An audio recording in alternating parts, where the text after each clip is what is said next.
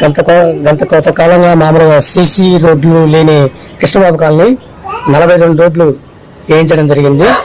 దాని తోడు మళ్ళీ 3 లైన్లో ఇప్పుడు సిమెంట్ కాలువ, సిమెంట్ రోడ్డు పెట్టడం జరిగింది.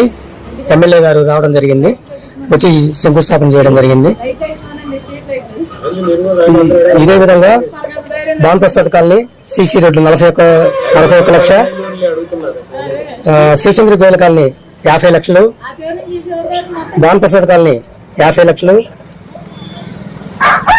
కృష్ణబాబు కాలనీ 50 లక్షలు, అబ్దుల్ కలాం నగర్ 50 లక్షలు.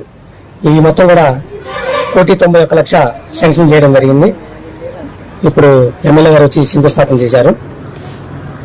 ఇంతకుముందు నేను కార్పొరేటర్ ఉండగా దాదాపు కృష్ణబాబు కాలనీకి సంబంధించి 42 రోడ్లు కూడా మట్టి రోడ్లే.